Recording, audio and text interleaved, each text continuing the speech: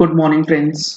GST platform के YouTube channel में आप सभी का स्वागत है। जी हाँ फ्रेंड्स, जीएसटी के अंदर एक नया फॉर्म PMT 03A को नोटिफाई कर दिया गया है। जुड़े रहिएगा इस वीडियो के एंड तक ताकि आपको भी इस नए फॉर्म की यूटिलाइजेशन और कैसे आप इसे फाइल कर सकते हैं सारी चीजें अच्छी तरीके से समझ में आ जाए। यहाँ पर आप देख पा रहे हैं इन्होंने एक सर्कुलर इशू किया है जिसमें इन्होंने बताया है कि रीक्रेडिट किया जाएगा आपका जो अमाउंट है इलेक्ट्रॉनिक क्रेडिट लेजर में थ्रू PMT 03A। अब ये रीक्रेडिट क्यों होगा, इसका क्या प्रोसेस होगा, वो आपको समझाते हैं। यहाँ पर गवर्नमेंट ये बोल रही है कि अगर बहुत सारे केसेस में ये देखा गया है कि जो रिफंड इशू किया गया है टैक्स पेयर्स को, वो एरोनियस रिफंड जो है वो इशू कर दिया गया है और अब प्रॉपर ऑफिसर्स वैसे रिफंड जो एरनियसली दे दिए गए हैं उनको टैक्स पेयर्स को बोला जा रहा है कि आप उसे रिफंड कर दीजिए। मतलब रिफंड किया हुआ पैसा दोबारा आप हमें लौटा दीजिए, यानी कि टैक्स पेयर्स को बोला जा रहा है कि आप उसे डिपॉजिट कर दीजिए along with interest and penalty. तो यहाँ पर सवाल ये आ रहा है कि जो रिफंड मिला अगर उसे रीपेमेंट कर दिया जाता है तो जो अमाउंट कैश लेजर से जो जमा होगा उसका equivalent amount electronic credit ledger में किस तरीके से आएगा। तो वो जो इलेक्ट्रॉनिक क्रेडिट लेजर को यूज करके रिफंड लिया गया था वो चूंकि रीपे हो गया है तो उतने का क्रेडिट अमाउंट हमारे क्रेडिट लेजर में जमा करने के लिए, रिक्रेडिट करने के लिए ये PMT 03A का फॉर्म जो है वो नोटिफाई किया है। ये कंफ्यूजन काफी लोगों में है कि जो पेमेंट करना है, पेमेंट करने के लिए ये फॉर्म है। जी नहीं, पेमेंट करने के लिए आपको DRC 03 का इस्तेमाल करना है, जो अभी इस सर्कुलर के अंदर भी चीजों को बताया गया है कि किस तरीके से आप रिक्रेडिट का प्रोसेस जो है वो फॉलो करेंगे, क्या क्या कैटेगरीज हैं वो सारी चीजें। यहाँ पर सबसे पहला पॉइंट यहाँ लिखा गया है कि रूल 86 के अंदर जो 4B है उसमें यहाँ पर बताया गया है कि कौन से ऐसे कैटेगरीज हैं जहां पर आपको रिक्रेडिट करके दिया जाएगा PMT 03A से आपका क्रेडिट अमाउंट आपके क्रेडिट लेजर में। तो यहाँ है सबसे पहला, where a registered person deposits the amount of erroneous refund. जो सैंक्शन हो चुका है सेक्शन 54(3) के अंदर या 96(3) के अंदर जिसमें अनयूटिलाइज्ड इनपुट टैक्स क्रेडिट रह जाता है।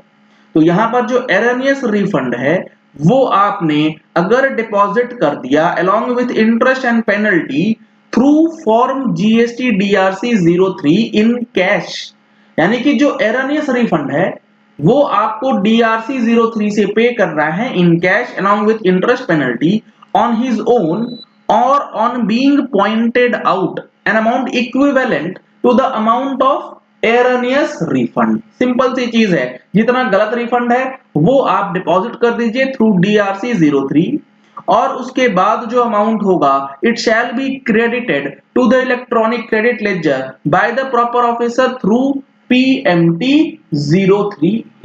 ये हो गया पहला स्टेप। अब यहाँ जो प्रोसेस बताया गया है कि किन किन रिफंड के लिए आपको ये प्रोसेस जो है वो काम करेगा, तो following categories of refund the recredit of amount in credit ledger can be done.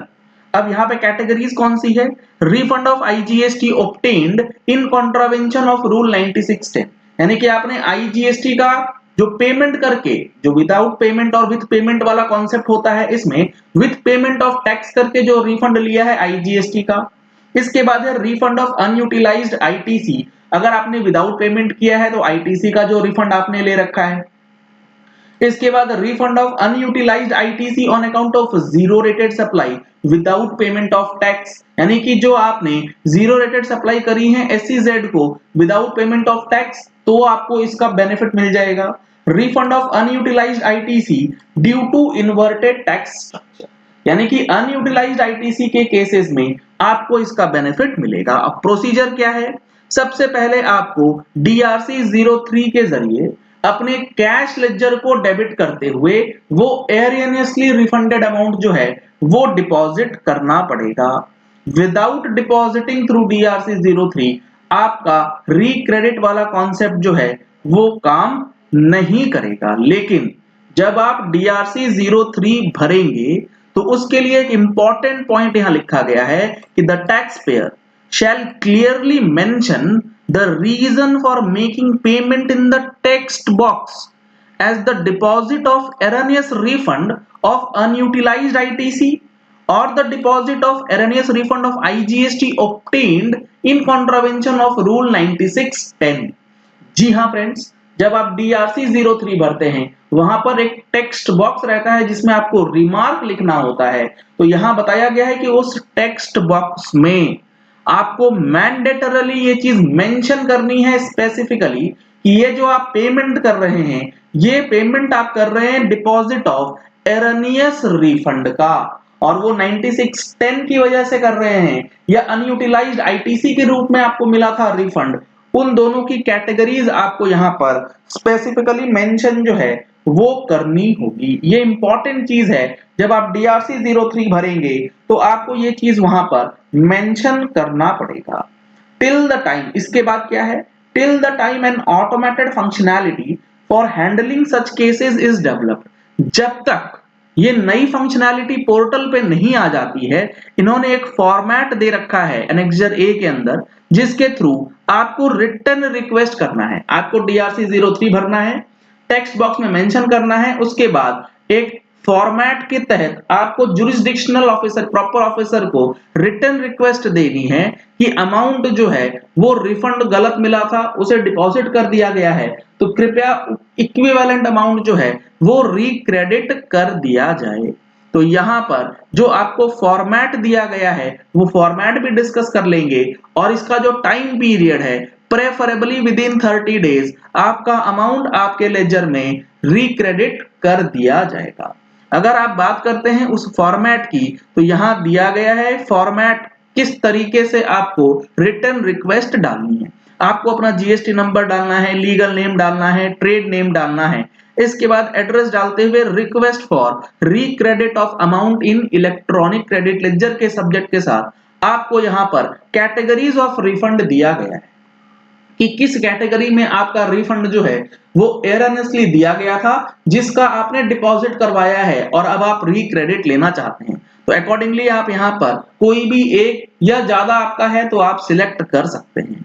इसके बाद details of refund sanction order, जो आपका रिफंड सैंक्शन ऑर्डर दिया गया था उसकी डिटेल्स आपको डालनी है, जहां पर अगर 9610 के एवज में आपको रिफंड मिला है तो शिपिंग बिल का नंबर, उसका डेट, अमाउंट ऑफ IGST कितना आपने पे किया था, डिटेल्स ऑफ एग्जम्पशन या कोई कंसेशनल रेट नोटिफिकेशन का कोई बेनिफिट आपने लिया है, अमाउंट कितना सैंक्शन हुआ था और डेट ऑफ क्रेडिट क्या है जो आपके बैंक अकाउंट में पैसा आया।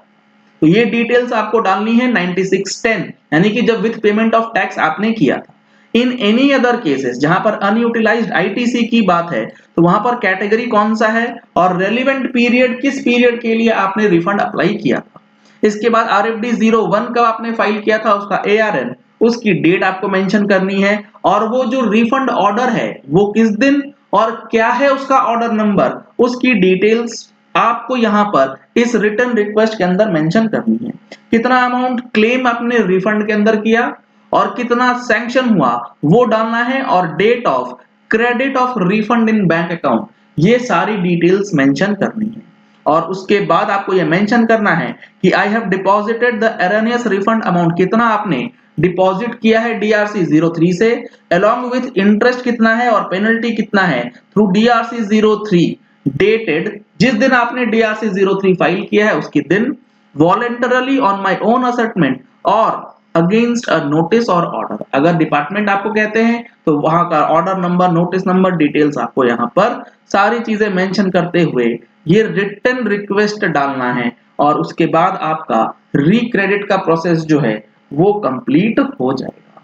तो काफी इंपॉर्टेंट और रिलीफ देने वाला ये सर्कुलर और ये फॉर्मेट जो है दे दिया गया है, क्योंकि काफी लोगों के साथ ये समस्या जो है वो आ रही है। ये सारी चीजें और इसका एनालिसिस भी आपको हमारी अगले महीने की टैक्स मैगजीन में मिलने वाला है। अगर आपने अभी तक टैक्स मैगजीन का सब्सक्रिप्शन नहीं लिया है तो दिए गए नंबर्स पे कॉल करके, व्हाट्सएप करके आप टैक्स मैगजीन का सब्सक्रिप्शन ले सकते हैं। चलिए इस वीडियो को यही एंड करते हैं। आशा करते हैं कि आपको ये नया फॉर्म PMT03A का पर्पस जो है वो समझ आ गया होगा और आपको कैसे फाइल करना है, क्या प्रोसेस है, वो सारी चीजें आपको क्लियर हो गई होंगी। Thank you and have a nice day.